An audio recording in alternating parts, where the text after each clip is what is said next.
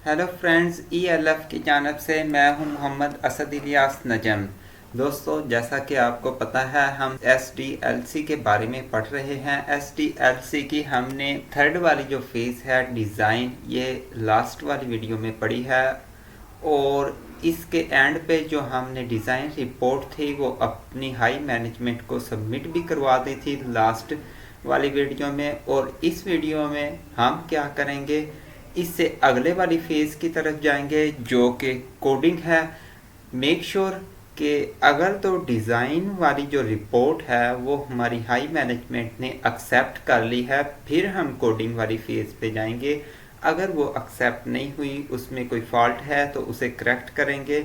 May be उसे बिल्कुल ही reject कर दिया जाए। जो हमारी हाई मैनेजमेंट हिदायत देगी उसके मुताबिक हम आगे मूव करेंगे।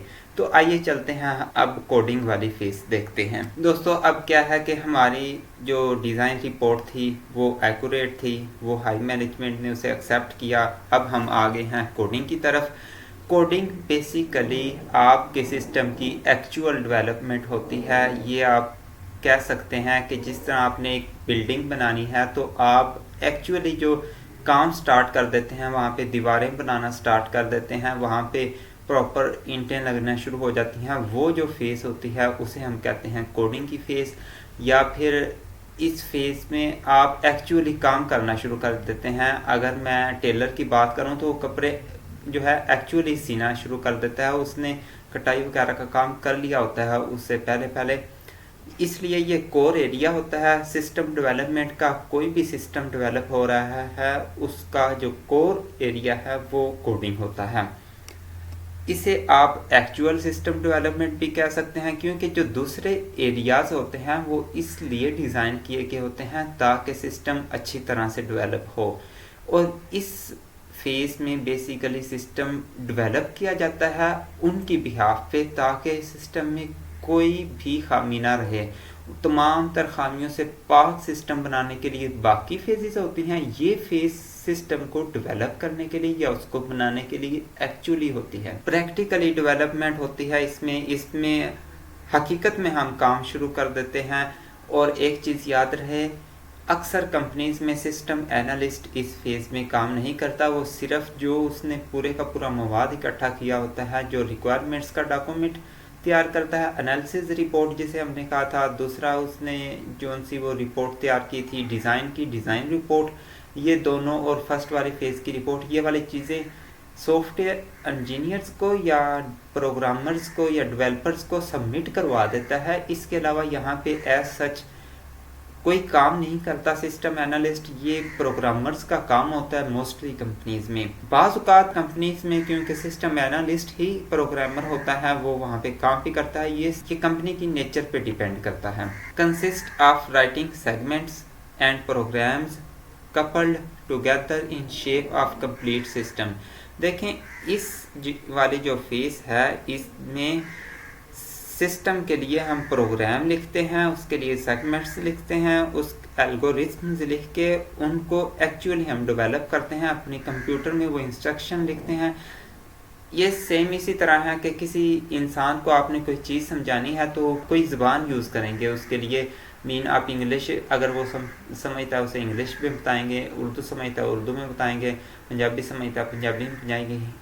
तो अब क्या होगा कि वो आसानी से समझ जाएगा। इसी तरह अपने कंप्यूटर को वो चीज़ समझाने के लिए डिफरेंट किस्म की लैंग्वेजेस होते हैं। उनमें से एक या एक से ज़्यादा लैंग्वेजेस एक सिस्टम में यूज़ हो सकती हैं। ये डिपेंड करता है सिस्टम की नेचर पे। और उनको यूज़ करके हम अपने कंप्यूटर को बताते हैं ये काम इस तरह हो। उसके बाद जो हमारे पास आउटपुट आती है वो बिल्कुल इसी तरह होती है जिस तरह हमने सिस्टम को समझाया होता है। इसके लिए बहुत ज़्यादा टाइम, एफर्ट और बजट चाहिए होता है। बेसिकली इसमें सिस्टम ने डेवलप होना होता है, इसमें बहुत ज़्यादा टाइम भी लग सकता है, बजट भी, और आपकी एफर्ट भी जो है इसमें बहुत ज़्यादा यूज़ होती है। Program specifications, algorithms, flow charts given to programmers या software engineers to code required program. Mean क्या हुआ कि इस वाली फेज में जो स्पेसिफिकेशंस एल्गोरिथम्स या जो डिज़ाइन की रिपोर्ट वगैरह थी, डिज़ाइन हमने फ्लो चार्ट्स वगैरह बनाए हुए हैं, वो तमाम तर चीज़ें सिस्टम एनालिस्ट जो है प्रोग्रामर्स को या सॉफ्टवेयर इंजीनियर्स को दे देता है कि वो इसके लिए प्रोग्राम लिखें, इसके लिए कंप्यूटर को समझाएं। ये वाली चीज़ें जैसे जैसे हमने ड्रा की हैं ये इसी तरह हमारा सिस्टम परफॉर्म करे उसके लिए उसको दे दी जाती हैं।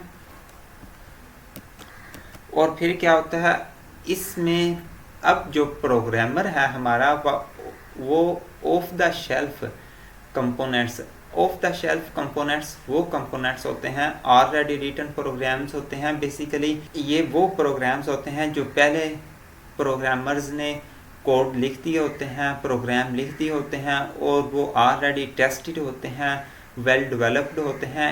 अपने काम की आसानी के लिए, अपने काम को कम टाइम में करने के लिए, कम बजट में और कम एफर्ट में प्रोग्रामर्स ये शॉर्टकट ढूंढते हैं और ये वाले प्रोग्राम उठाते हैं इंटरनेट से, मुख्तलिफ सोर्सेज से और यहाँ पे यूज़ कर लेते हैं। जिस तरह एक मैं सिंपल एग्जांपल दूँ जो मैंने खुद भी यूज़ किया है, जो चैट की एक ऐप है, चैट जैसा व्हाट्सएप में चैट होती है, मैसेंजर में चैट होती है, इसी तरह मुख्तलिफ जगहों पे ना चैट का ऑप्शन होता है मुख्तलिफ किस्म की ऐप्स में।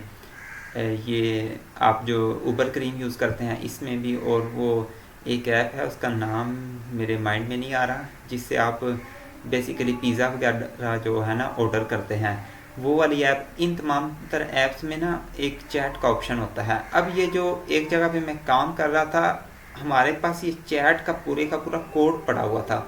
हम क्या करते थे, उसी कोड को अपने मुताबिक एडिट करके यूज़ कर लेते थे। मीन क्या हुआ, हर चीज़ दोबारा नहीं लिखनी पड़ी, हमने पहले लिखी हुई चीज़ को एज इट यूज़ कर लिया। And invented in system to save time and effort, अपनी टाइम और एफर्ट को सेव करने के लिए हम इन चीज़ों को यूज़ कर लेते हैं। तो दोस्तों आज हमने कोडिंग की फेज़ कंप्लीट की, इसके बाद टेस्टिंग की फेज़ आएगी। आज के लिए इतना ही दोस्तों। अगर आपको मेरी ये वीडियो पसंद आई है please hit the like button and subscribe my channel.